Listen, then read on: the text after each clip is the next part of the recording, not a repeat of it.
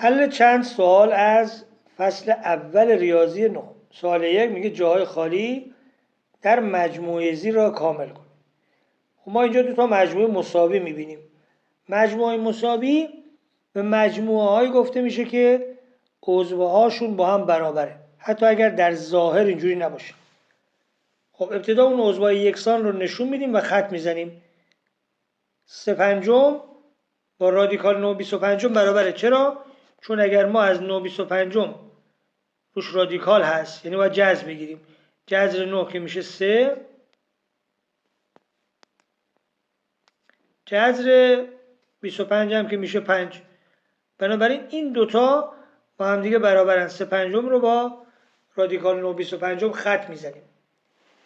سمت چپ چی داریم؟ منفی 25 صدم. 25 صدم همون 1/4. منفی هم که داره، پس میشه همون منفی 1/4. پس منفی 25 صدم با منفی 1/4 یکسان هستن و خط میخورن. خب حالا ما در سمت چپ منفی 4 رو داریم، در حالی که در سمت راست اینو نداریم. پس در جای خالی اضافهش میکنیم. سمت راست 63 رو داریم که در سمت چپ نداریم، اونم اضافه میکنیم. به این ترتیب جای خالی که پر شد، عضوهای یکسان هم به طور کامل مشخص شدن. سوال دوم میگه اگر A مجموعه A مساوی است با 1 3 5 7 B 3 5 7 C هم 1/7 باشه، اینا عضوهای A و B و C هن.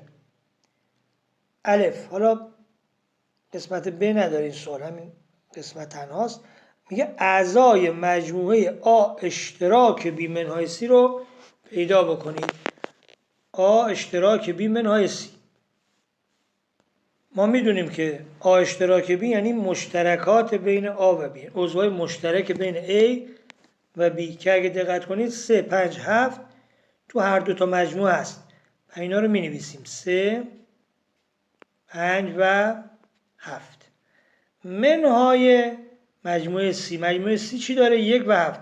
ما باید 1 و 7 رو از مجموعه 3 و 5 و 7 خط بزنیم. 1 که نداره ولی 7 رو داره، 7 رو خط میزنیم. چیزی که باقی میمونه یعنی 3 و 5 میشه همون A اشتراک B منهای C. سوال 3 میگه مجموعه F را با اعضا مشخص کنیم. میریم F رو بخونیم.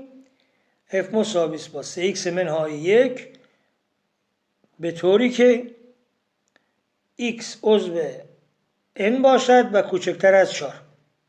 x عضو n باشد یعنی عددهای طبیعی و کوچکتر از 4. خب ما باید x رو اول بنویسیم. x ما چی میشه؟ عددهای طبیعی کوچکتر از 4. 1 و 2 و 3. خب دایره عملیاتی ما کجاست؟ نوشته 3x منهای 1 میشه عضوهای این دو مجموعه، این مجموعه.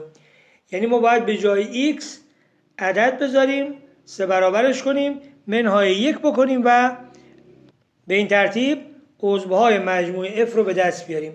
خب ابتدا 1 میذاریم، میشه 3 ضرب در 1 که همون میشه 3 منهای 1 برابر است با 2.